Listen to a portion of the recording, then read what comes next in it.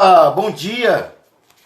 Eu quero saudar todos e todas. Daqui a pouco a gente já vai começar a receber, com certeza, nossos internautas. A moçada aqui com muita... Fico lisonjeado, fico muito honrado de ser acompanhado por alguns. Para anunciar que hoje nós vamos ter uma live muito oportuna pelos acontecimentos nas últimas 48 horas no Brasil, uma semana bem movimentada, e a gente quer tratar sobre a crise política do governo Bolsonaro e as denúncias do ex-juiz Sérgio Moro e, naturalmente, as suas consequências jurídicas na nossa conjuntura. E ninguém melhor do que um jurista para poder fazer isso. Eu tenho muita honra de, na verdade, hoje, daqui a pouco, iniciar uma conversa com o advogado, escritor, professor Marcelo Shoa. Aliás, deixa eu olhar aqui, se o Marcelo já estiver nos vendo aí, já pode ir assinando aí, pedindo entrada. Enquanto isso, agradeço o Emílio Castelo, que acabou de entrar, o Carlos, tem aí alguns que já estão entrando na nossa live. Fiquem agora, a partir desse momento, nós vamos bater um papo aí de uns 40, 50 minutos, para poder a gente entender aí um pouco dessa seara da política, né? A Claudenes acabou de entrar, minha amiga Claudenes, bom dia. Ontem a gente, inclusive a Claudenes, ontem teve, ela, né, sugeriu que a gente conseguiu fazer contato com o Padre Ivan, que sempre é muito acessível e generoso. A gente solicitou que pudesse lembrar do 7º dia de morte da nossa amiga querida Michele Militão, que nos deixou há uns 7, 8 dias atrás. E ontem o Padre Ivan celebrou e registrou em memória dela uma missa muito bonita, muito bonita. Um abraço, Claudine. Espero que a família siga sendo confortada por Deus nesse momento difícil da perca da nossa amiga. Marcelo, você já entrou aí? Eu acho que há pouco eu vi. Deixa eu ver aqui.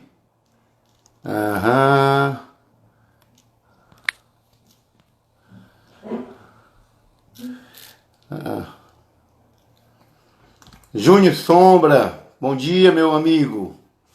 Também entrou aí com a gente. Vamos lá.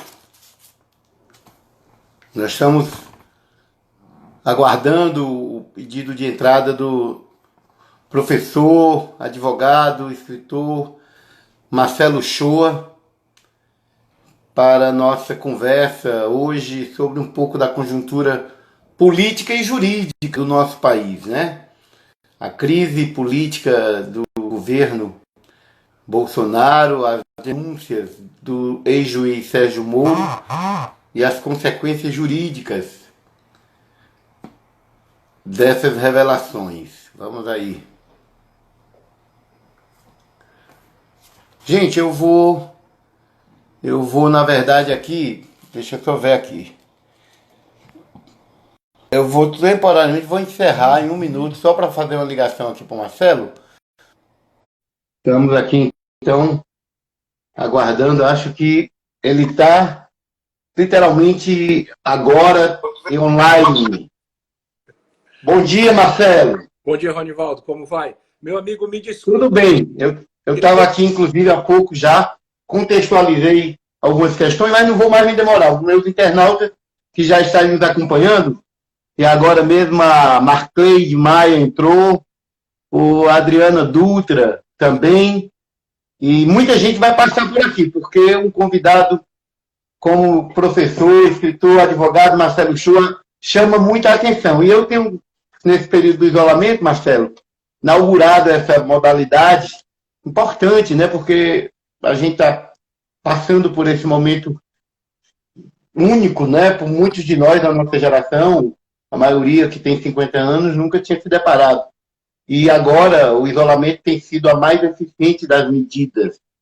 E, portanto, a gente precisa ficar em casa. eu em casa estou aproveitando para inaugurar essa ideia de fazer lives com convidados. E estou muito honrado de poder, nessa manhã, receber Marcelo Shoa, advogado, professor de Direito da Universidade de Fortaleza, membro da Associação Brasileira dos Juristas pela Democracia, escritor. Estou fazendo média com o meu convidado não, viu? Mas aqui em casa nós temos um advogado também, que é o Vitor, e logo, logo vai ser seu aluno, né? Porque você dá aula no semestre mais para frente, mas a gente aqui conhece um pouco do talento desse jovem advogado cearense que nos honra muito, brilhante na sua inteligência. Bom, o tema é a crise política do governo Bolsonaro ou o desgoverno, Marcelo. Muita gente considera tantas situações que esse governo já criou, de atrapalhadas, e quem paga o pato é o povo brasileiro. Mas justamente a partir dessa semana as coisas, a gente pode dizer que ficaram quase que surreal. Você vê o criador e a criatura se digladiando. Então, já vou lhe dar a palavra. A crise política do governo Bolsonaro, as denúncias do ex-juiz Sérgio Moro, suas consequências jurídicas.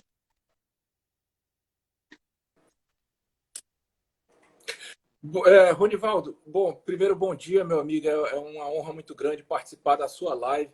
Eu acho que essa quarentena nos deu a possibilidade de tentar enfrentar esse novo caminho, e acho que é uma boa, porque nos ajuda a aproximar das pessoas queridas, dos eleitores, dos amigos.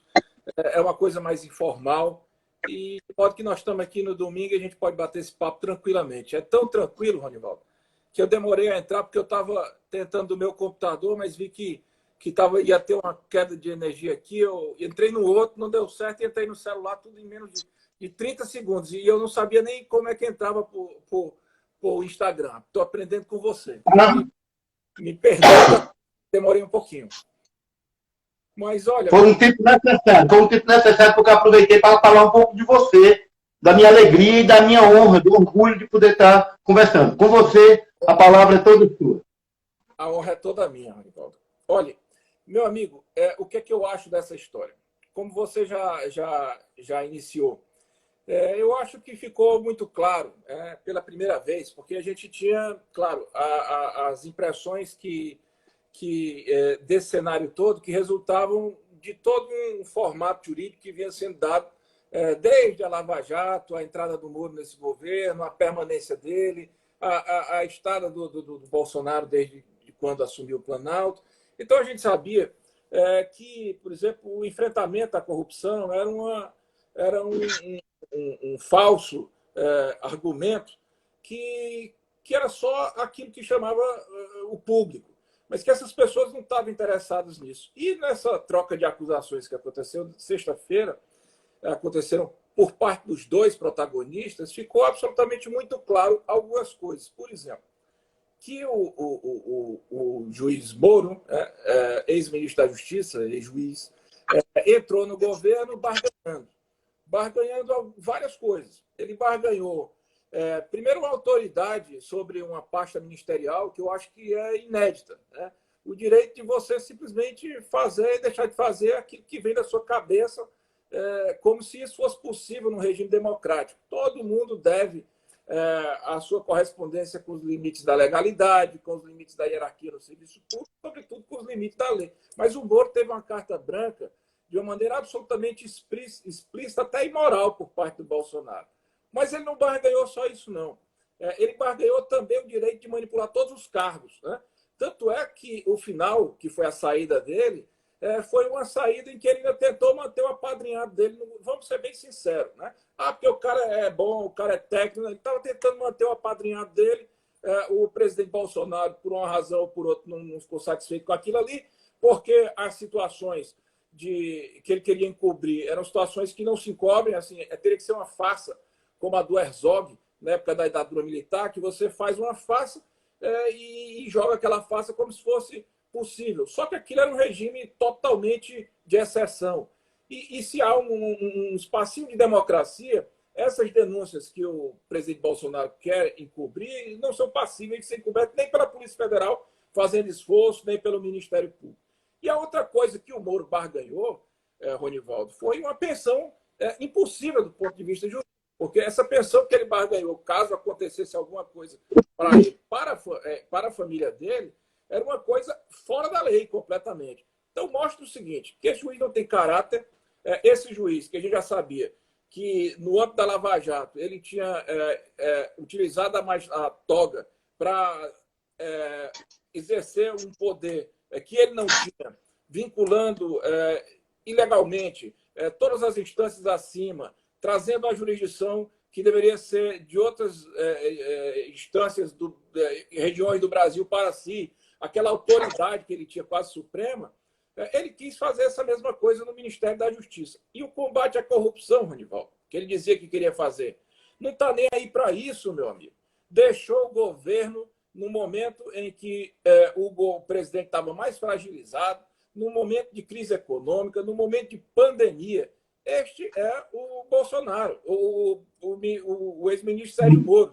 Preocupação zero com o povo brasileiro. E está querendo sair de herói porque certamente quer se candidatar agora em 2022. Só que, até lá, eu acho que não há mais dúvidas sobre o que esse cidadão representa, o caráter que ele tem, o compromisso que ele tem com o povo e os interesses que ele possui, que são interesses puramente pessoais e, claro, os interesses que ele já veio desde quando juiz satisfazer, que são os interesses dos Estados Unidos. Você sabe que quebrar o Brasil, como a Lava Jato conseguiu quebrar, ela servia a um interesse muito maior, que é um interesse geopolítico internacional dos Estados Unidos.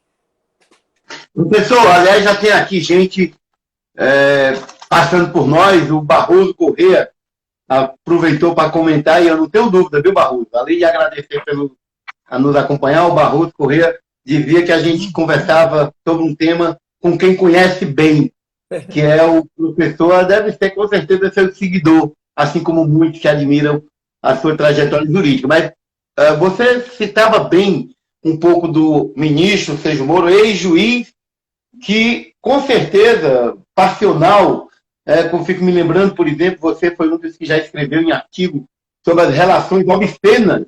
Na época, acho que essa metáfora caiu muito bem. Você tratava de relações obscenas entre Moro e o Ministério Público. Naquele momento, a gente meio que já percebia que vinha um juiz que, de maneira muito objetiva, se posicionava não apenas, ele manipulava, ele se movimentava, né? Já naquele processo, por exemplo, do que resultou na prisão do presidente Lula. Você, inclusive, escreveu, e na sua trajetória, é bom que alguns saibam aqui no Ceará, acho que ano passado, internacionalmente, em alguns países, você tratou do tema, acho que inclusive na OEA, não foi? No fim do ano passado? Isso, eu tive na OEA para fazer um curso de formação em direitos humanos, mais uma especialização, mas onde eu vou, Ronivaldo, eu faço a denúncia. Fiz na OEA, fiz agora no começo do ano no Instituto de Políticas Públicas de Direitos Humanos lá na Argentina, já tinha feito em universidades italianas, portuguesas. Onde eu vou, eu levo esse tema, porque eu acho que o Brasil, num dado momento histórico, ele foi uma referência para o mundo, no sentido de como um país emergente poderia se colocar como diverso, como plural, como voltado para a afirmação dos direitos humanos, conciliando interesses completamente divergentes, mas, ao mesmo tempo que era banqueiro satisfeito, empresário satisfeito, de qualquer maneira, 30 milhões de pobres na extrema pobreza, sair daquela linha, pessoas passaram a ser para o Estado. Então, o Brasil teve um momento que ele bombou, né? Que foi a época do presidente Lula. E o golpe de 2016 foi um balde de água fria para a gente, por exemplo, que acreditava na democracia. A gente vinha fazendo essa conciliação dos interesses divergentes porque a gente acreditava piamente que isso era o melhor para a democracia. Esses caras, na primeira oportunidade que tiveram para esquecer o compromisso democrático, eles esqueceram. Então, era também uma forma de denunciar para o mundo, não só o desmantelo do Brasil, mas colocar o mundo de olho aberto para essas possibilidades que poderiam acontecer lá fora. Porque essa campanha do Bolsonaro, por exemplo, ela foi manipulada por rede social, através de um escritório de crime, de uma de um gabinete de ódio que agora mesmo está sendo comprovada a participação, isso é um fator que pode ser utilizado em muitas. Uhum.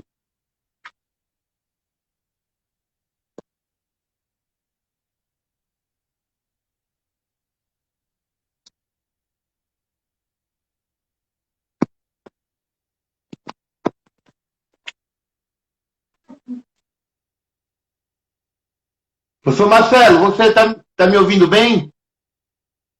Está me ouvindo?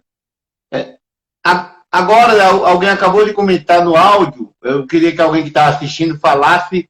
Você não está ouvindo também? Pronto, é isso que eu quero ver. Vamos ver aqui se é a nossa internet. Eu estava lhe ouvindo bem, bem, e o Marcelo ficou sem áudio. Agora pergunto a vocês que estão acompanhando, se além do Marcelo eu estou também sem áudio. Voltou a ouvir, Marcelo? Se tu está me ouvindo, faz com o dedo. Porque os nossos... Estava pedindo aí que os nossos internautas, áudio do Ronivaldo, ok. E o áudio do Marcelo, Kelly? Você que está nos acompanhando?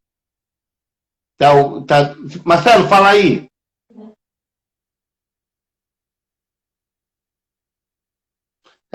Marcelo, será que... Olha aí no seu...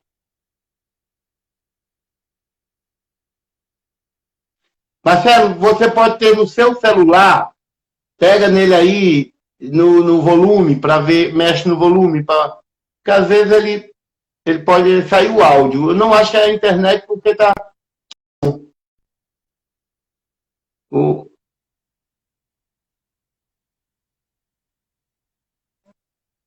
tranquilo. O Pis Neto está aqui nos alertando que o Marcelo continua sem áudio. Para a gente não nos apavoremos, a tecnologia faz disso. Mas, Marcelo, professor Marcelo, continua sem áudio. Talvez. Vamos fazer o seguinte: não tem problema não. Derrube sua conexão e entre novamente. Pode derrubar. O senhor sai e entra novamente. Porque às vezes é da transmissão mesmo. O senhor sai, Marcelo. Pode sair e iniciar novamente.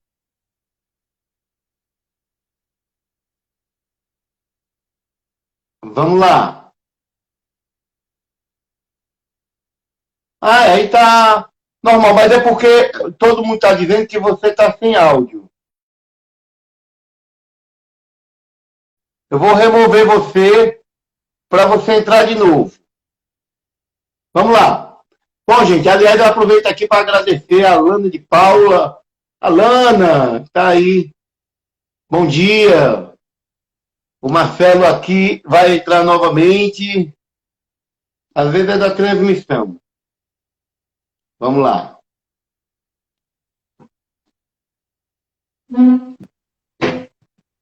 Oi? E aí? Voltou, tá vendo? A vez é da transmissão, Marcelo. Essas lives últimas que eu tenho feito, eu tenho visto que às vezes tem acontecido. A gente realizou recentemente uma com o Odorico e a gente teve problemas parecidos. Então, quando estiver dando algum problema, a gente tem essa opção.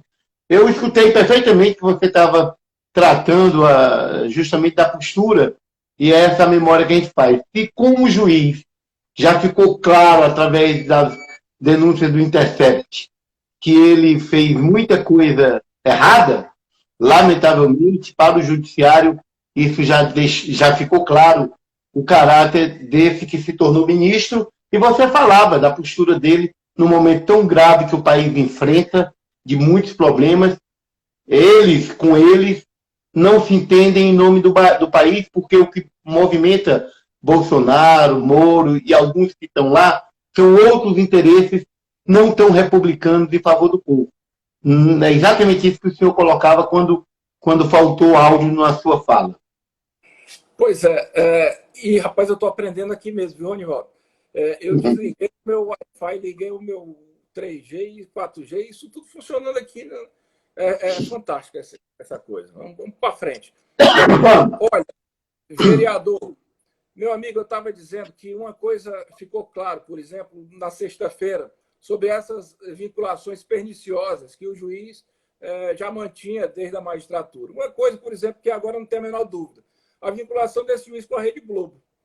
Quer dizer, o camarada, às 11 horas da manhã, oferece, anuncia a sua renúncia, aí termina mais ou menos meio-dia, diz que vai lá para o gabinete para fazer a carta de renúncia, e 5 horas da tarde o presidente faz aquela troca de briga, sei lá, aquela coisa, aquela baixaria, né? Que aquilo ali foi uma baixaria. O cara falou do filho dele, que era o garanhão do condomínio, falou não sei o quê, da vigilância que era feita lá pelo Inmetro, falou do outro filho que estava sendo feito. Foi uma baixaria horrível, que eu não sei nem explicar aquilo. Mas o Jornal Nacional, poucas horas depois, apresenta com exclusividade a tela do celular do juiz que tinha gravado o presidente, tinha gravado a deputada. Quer dizer, é uma habilidade muito grande que este ex-ministro tem com a Rede Globo. Quer dizer, é uma ligação perniciosa que eu acho que avacalhou. Ninguém tem a menor dúvida que esse camarada tinha uma ligação com a Globo. Não há jornalismo capaz de conseguir o que foi possível aquilo se não tivesse sido entregue de bandeja. Olha lá se já não tivesse sido entregue na noite anterior. Então, esse Moro, Ronivaldo, não é sério. Nunca foi sério. Imagine um homem desse que tem uma capacidade dessa para fazer o mal, como, por exemplo, o que ele fez com a padrinhada de casamento dele, que puxou o saco dele a vida toda, o cara expôs o nome da mulher em uma ligação privada no Jornal Nacional, vai ser caçada. Né? Um homem desse, no domínio de um processo, é um absurdo. Ainda mais no domínio de um processo contra alguém que ele discorda politicamente, que ele vê como uma pedra no seu caminho.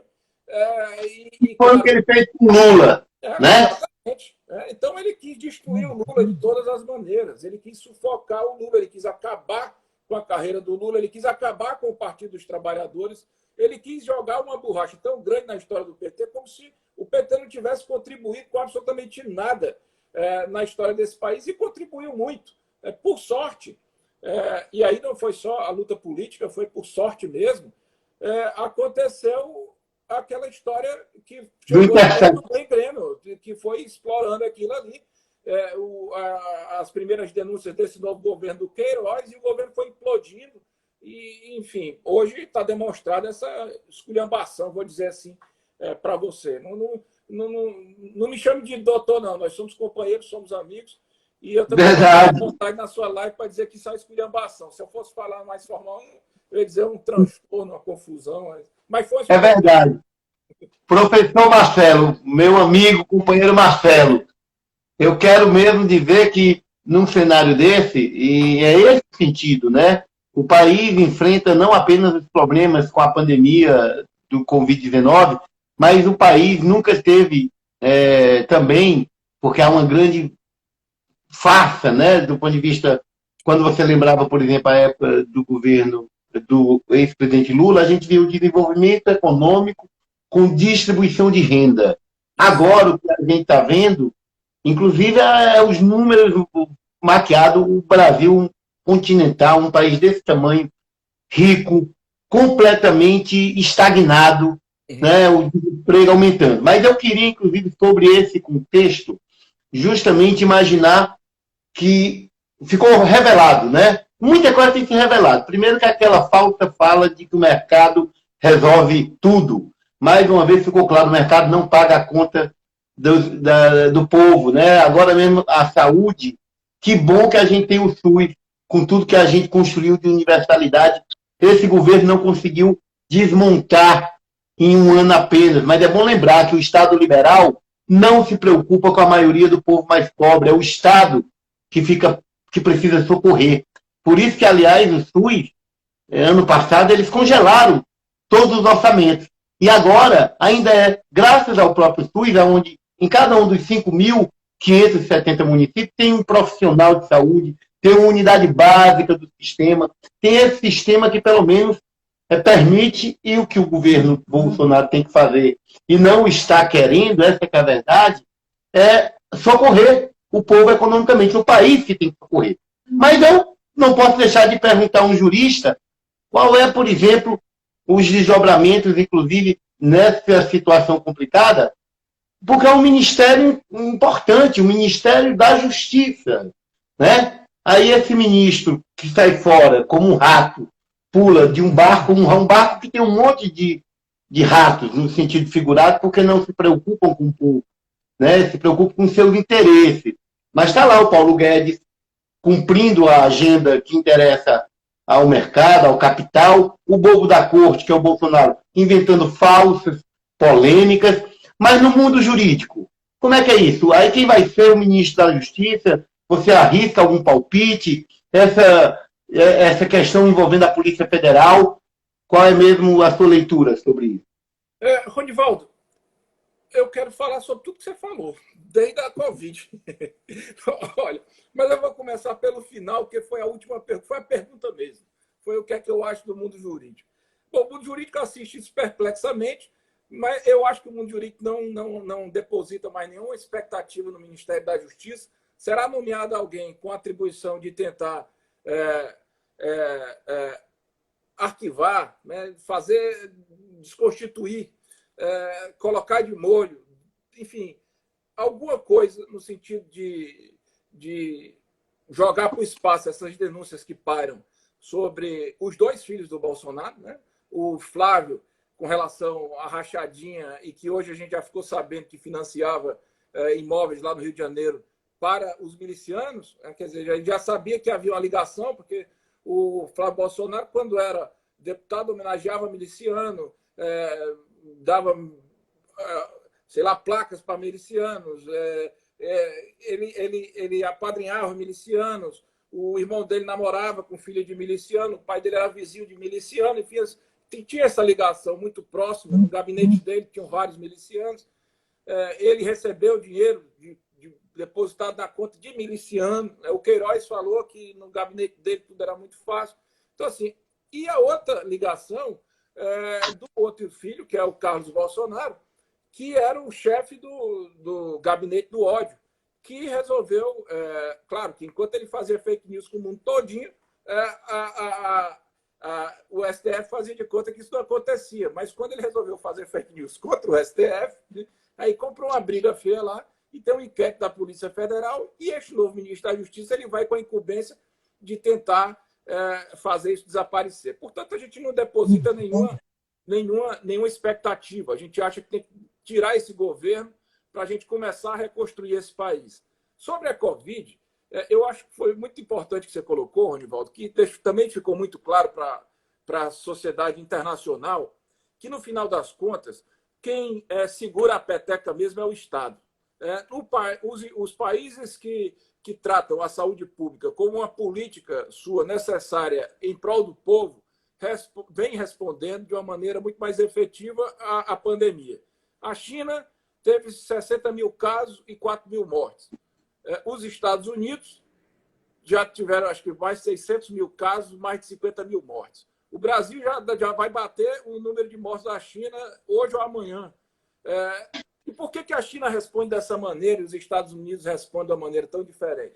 Porque a China sempre teve uma saúde preventiva, sempre teve uma rede hospitalar organizada, sempre teve um desenvolvimento em pesquisa médica, sempre teve a produção dos produtos de medicina, não só dos remédios, mas também das máscaras, dos respiradores, dos ventiladores pulmonares, de fazer o hospital, sempre tratou isso com a responsabilidade. De modo, Ronivaldo, que essas crises, essa é uma crise mais forte do que as outras, mas uma coisa que o capitalismo sabe é que crises vão acontecer sempre, porque o capitalismo é um sistema que é um sistema em crise, ele vive de crise.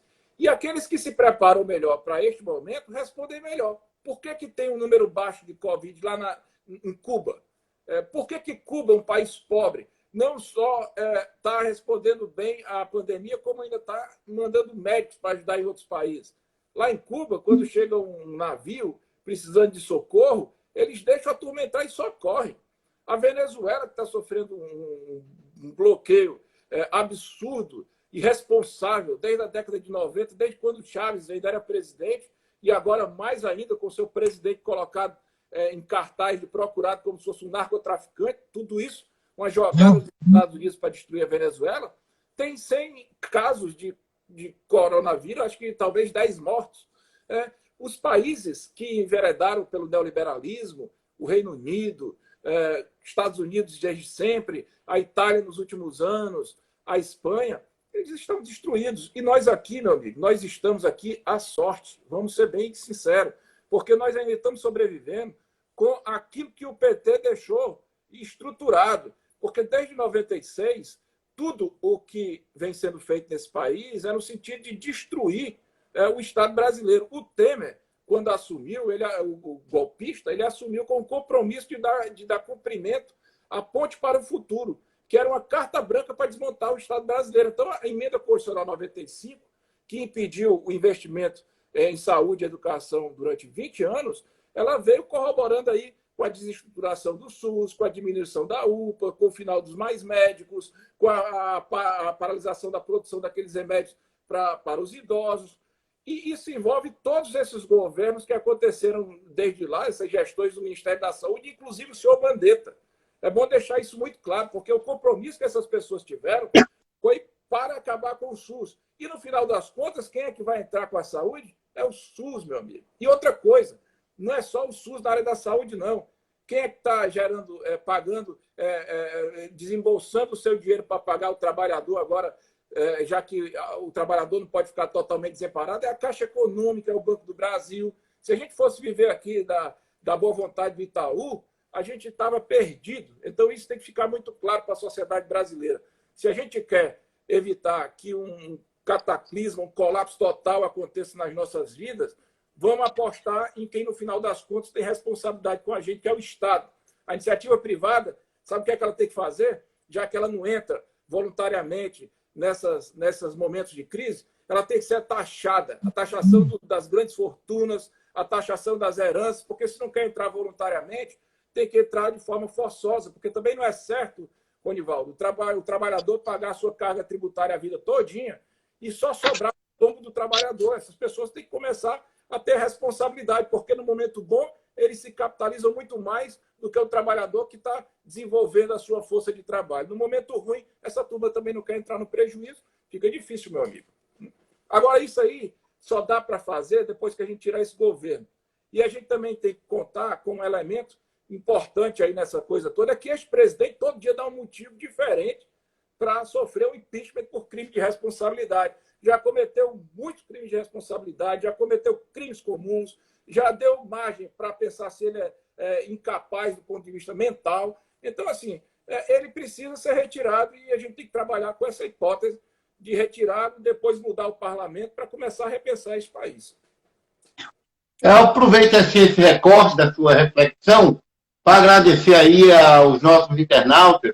Nossa live está aí sendo acompanhada por muita gente, Marcelo. A Rebeca, o Barroso Corrêa, o Catatal Selvagem, Bacana. Aqui o codinome, o Tiago, a Vilma, Dani, a Mirna Menezes. E como você falou um pouco do desgoverno, da postura desse cidadão, você, assim como outros juristas da Associação Brasileira de Juristas pela Democracia, já há algum tempo no campo jurídico, enfrenta um debate que eu imagino que, como é a sociedade brasileira, plural, diversa, tem muitos juristas da direita. Você, eu quero registrar com muito orgulho, nos representa como cearense nessa luta que o campo jurídico enfrenta de resistência e denúncia de um golpe que se instalou no Brasil e que, inclusive, talvez resultou nesse cenário onde um juiz passional, um juiz ladrão, do ponto de vista para as pessoas entenderem melhor, porque não joga com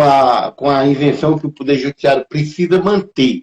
E aí eu pergunto um pouco desse cenário da luta, desse debate, que é uma resistência no campo jurídico ao golpe, né? Uhum. Nós vemos o Estado de Direito democrático, o Estado de Direito, aliás, sendo muito ameaçado com algumas posturas, com algumas situações. Durante o golpe, a gente conseguiu constituir nacionalmente a Associação Brasileira de Juristas para a Democracia, que começou como uma pretensão, lógico, todo mundo tem uma expectativa de que vá funcionar, mas todos nós Tudo da esquerda brasileira, dos setores progressistas, já entramos em alguns coletivos que começaram funcionando, depois pararam, por alguma razão. Mas a BJD, Ronivaldo, para nossa grata satisfação, ela não só tem continuado, como tem se fortalecido. Na semana passada, na semana retrasada, eu tive a honra de assinar aquela representação para o Tribunal Penal Internacional, para você ter uma ideia. Nesta semana mesmo, nós entramos com a representação para o STF, contra o Bolsonaro, contra o Procurador da República, a BJD, nos estados em que houve aquela tentativa de descumprimento do distanciamento social, conseguiu medidas judiciais. Então, assim, tem sido uma associação muito ativa e a gente está acompanhando muito proximamente todos esses fatos jurídicos, desde a época do golpe até essa época, e agora. Porque, como você disse, é uma continuidade, mas não é uma continuidade só temporal, não. Os fatos estão interligados. O presidente Lula colocou com muita propriedade que o Bolsonaro é cria do Moro, né? Isso é interessante, porque o Bolsonaro está na política suja há muitos anos, mas foi a pessoa que foi apropriada pelo senhor Sérgio Moro para chegar onde chegou, ocupar espaço no poder, e agora ele rompeu, tentando sair como herói para ser o candidato da Rede Globo, que é o que ele sempre foi. Mas o Bolsonaro, ele foi presidente porque primeiro teve um serviço sujo de desacreditar a política, né? E isso foi feito pela Lava Jato.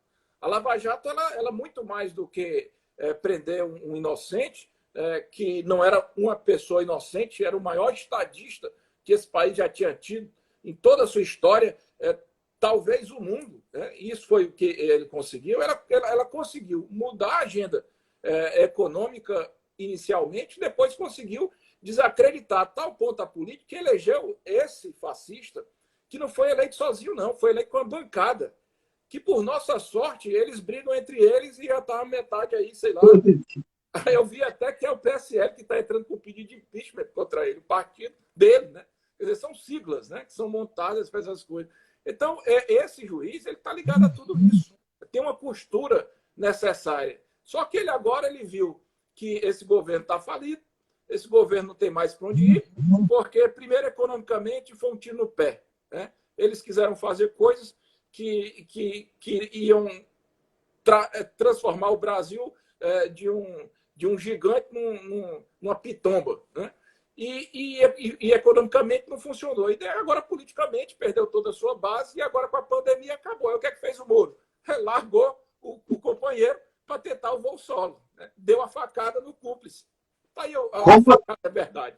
Essa é a como você está tratando disso, e sei que você também é atento à questão do desenho político brasileiro, o nosso país, lamentavelmente, tem uma estrutura política que os partidos, por exemplo, que no sentido sociológico, corretamente é parte de algo. Partido, no melhor sentido da civilizatória, é isso, é de parte do todo. Mas, por exemplo, você está vendo que agora o Bolsonaro, que era um ajuntamento de gente em torno de interesses que não são os interesses do povo brasileiro, é do mercado, é da vaidade das oligarquias, é do empresariado nacional, é o Dória, é o Viltz, juiz, né? Aquela juíza Selma, acho que foi caçada, se tornou senador e foi caçada. Ou seja, agora eu quero lhe perguntar sobre, olha o que é que restou. Ele colocou na semana passada o Bolsonaro como grande novidade o aliado Roberto Jefferson, para denunciar um golpe que está em curso dos esquerdopatas. Aí chama o Maia, né, o Rodrigo Maia de esquerda, o Dória de esquerda. Será que nós estamos vivendo um pouco de loucura nesse país, que alguns cidadãos formados, com formação, tentando vender a ideia surreal de que algumas figurinhas que são eles com eles viraram de esquerda? Mas o que eu quero lhe perguntar é, parece que resta ao Bolsonaro quem? Justamente Roberto Jefferson, o Centrão, o Valdemar da Costa. Aqui o nosso BNB deve estar sendo dado de moeda de troca para essa nova composição, né? Uma parte da lixeira da política, né? Uma outra até já debandou para seguir com o Moro. A lixeira da política, uma parte está com o Moro, A outra ainda permanece com o Bolsonaro, uma pequena parte. E também eu acho que uma parte ligada ao segmento neopentecostal, que não digo nem a população, mas alguns pastores que não estão interessados também em divulgar uma mensagem fraterna, estão interessados em praticar o charlatanismo. E aí um grupo muito pequeno também militar, porque eu acho que os militares, na hora, se a coisa apertar, eles vão optar pelo Mourão e não por esse cidadão que está fazendo tudo para cobertar as coisas dos filhos, sem falar das próprias. Ele tem um valor, viu, o Bolsonaro, o Ronivaldo, o Bolsonaro. É o amor pelos filhos. Realmente, ele nesse aspecto... Um pai amoroso, né? Um pai dedicado a encobrir os malfeitos. Em compensação, não sabe dar o limite, né? Deixa o menino... Se bem que ele acha que o menino tem que ser igual a ele, né? Não sei. Então, é complicado. É uma paranoia que só foi realmente possível porque houve um mau uso das mídias, das redes sociais, mas as redes sociais foram estimuladas no Brasil a divulgar como se fosse verdade tanta fake news, porque a mídia convencional também alimentou essa expectativa lá atrás. Então, a mídia convencional gerou a suposta credibilidade da fake news e essa população, no final, acabou abandonando os veículos convencionais. Está aí, eles mesmos estão arrependidos pela brincadeira que fizeram, que você não sabe mais se acredita, se não acredita. E aí, complicado, né, Ronivaldo? Mas a gente vendo que já foi pior do que o que está, então a gente fica esperançoso de que a gente vai conseguir virar essa página, né? Pronto. Aliás, a base que resta para Bolsonaro articular agora no Congresso, pelo jeito, já que inclusive a Alana Paula estava entrando aqui dizendo que é surreal alguns apoiadores do Bolsonaro chamando o Moro de esquerdista, né? De comunista. Porque é um negócio, às vezes, a gente entra em alguns grupos, é muito interessante essa coisa das mídias sociais, cada um poder falar, né? Mas nós chegamos a uma coisa, por isso que há pouco eu lhe perguntava, que loucura é essa que o país está vivendo? E do ponto de vista político, não tem mágica. O Congresso Nacional tem lá uma série de deputados e o Bolsonaro, mais do que nunca, vai interagir principalmente com o que há de mais obscuro, com o que há de mais bastidor, de interesses nada republicano, que é Roberto Jefferson, Valdemar da Costa Neto. Bom, ele, inclusive, na trajetória dele como parlamentar, esteve lá 28 anos, né, como parlamentar. O problema é se os outros vão embarcar nessa canoa furada, né, Ronivaldo? A gente já viu o que um parlamento é capaz de fazer com os compromissos. Essa turma aí, rapaz, vendo esse governo afundado do jeito que está, o Moro foi só sinalização, caiu fora, né? Então, o Bolsonaro vai ter muita dificuldade para se manter. Não é porque a conjuntura política de crise complica a vida dele, é porque ele também dá motivo. Como eu estou dizendo, todo dia ele comete um delito de responsabilidade ou um crime comum. Sexta-feira... Sobre isso que você está falando, porque você acha que, então, que o presidente da República já deu vários motivos concretos para crime de responsabilidade? Olha só, quem disse que ele tentou interferir na Polícia Federal para beneficiar os filhos dele não fomos nós, não. Foi o ministro da Justiça dele. Sexta-feira. Eu assisti. O Moro saiu dizendo isso e outra coisa, mostrando a telinha do celular dele, em que o presidente diz, olha, mais um motivo para trocar. Essa investigação está chegando no gabinete do ódio, no STF, do meu filho. Então, rapaz, se isso aí não for um crime de responsabilidade, eu realmente não sei mais o que é um crime de responsabilidade. Olha só, não somos nós que estamos dizendo. Eles estão revelando as coisas dele. Já o outro revelou que o Moro tentou condicionar a vaga para o Supremo Tribunal Federal, tentou colocar o apadrinhado dele não sei aonde. Ele mesmo, Moro, falou que pediu...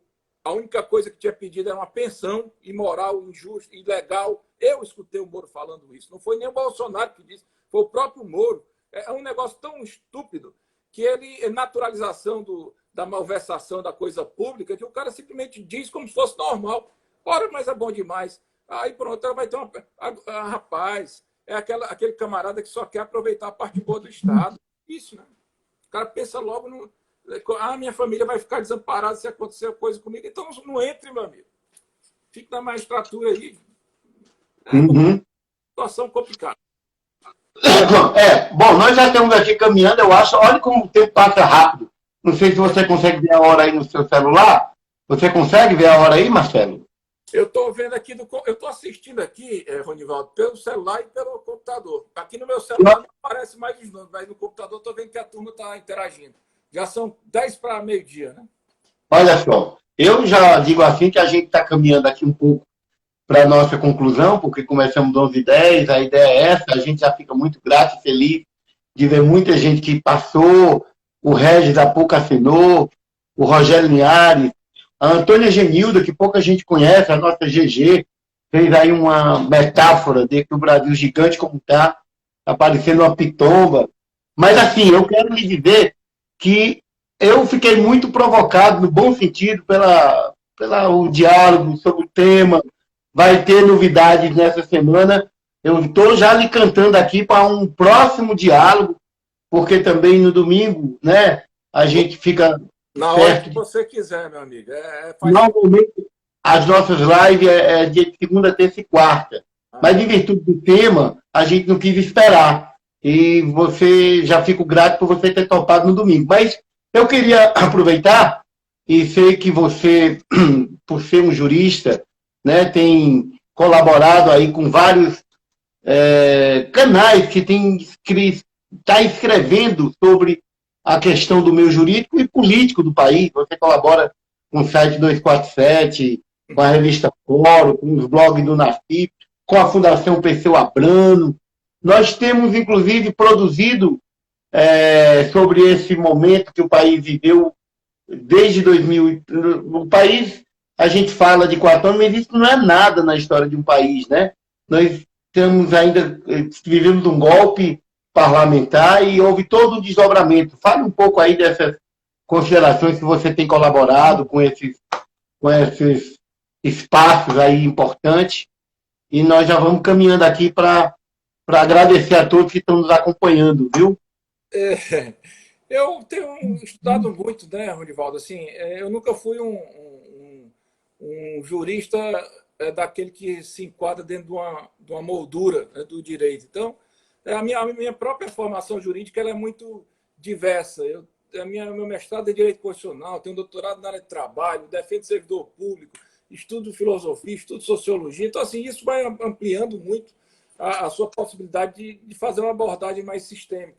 E aí, de um tempo para cá, eu percebi que, de repente, poderia ser uma boa contribuição, sobretudo desse momento pós-golpe, de participar mais da formação política dos nossos quadros, da nossa militância, da nossa juventude, porque nós sofremos esse golpe também porque nós perdemos o diálogo. Acho que a gente subestimou essa coisa da importância de estar sempre refrescando a memória, de estar sempre aguçando, entender as dúvidas, explicar. E aí a turma foi me chamando. Então, de repente, eu realmente estou escrevendo muito, estou participando muito e fico muito feliz com isso. Se você me chamar, no dia que você me chamar, eu vou participar, porque eu acho que é a melhor contribuição que eu posso dar. É lógico que a gente tem a história de advocacia, é o que nos sustenta, é daí que a gente sobrevive de uma maneira boa, porque também é fazendo justiça para os trabalhadores, mas essa minha formação, essa parte também, ela já vem transcendendo a sala de aula. E outra coisa, eu estou mais interessado em escrever mesmo para Perseu Abramo do que para essas revistas científicas ligadas para conseguir negócio de ponto no currículo Lattes. Não, eu quero mesmo ter uma atuação crítica. É isso. No meu livro que você mostrou aí, ele se chama Curso Crítico de Direito Internacional Público. Não é todo mundo que bota um crítico num livro didático, não, mas esse é crítico, que é para o cara, desde o princípio, saber que ele tem lado, que ele tem linha, que ele defende a justiça, mas a justiça também tem um lado. Aqui, aliás, esse livro é verdade que a gente adquiriu, até porque o meu mais novo é acadêmico de Direito, e eu vendo um dia desse o livro não é só um dossiê, né? Porque um livro é um dossiê sobre direito internacional, mas também, eu sou historiador de formação, e é um pouco de história contemporânea, de história moderna. Né? Você trata, inclusive, do próprio golpe no Brasil, é um negócio, parabéns. Esse livro é do ano passado, de lá para cá você já está preparando mais alguma coisa, você está se revelando mais contente em colaborar com a Perseu Abramo, com o 247, então você está aí na linha do jurídico, político, né, construindo essas elaborações, mas é sempre um talento quando você escreve sobre temas tão complexos, viu? Eu li um pouco já. Eu, inclusive, vou estudar por ele. Amanhã eu vou participar de uma live da TV do Habilidoso. O Luizinho me chamou para conversar sobre o AI-5.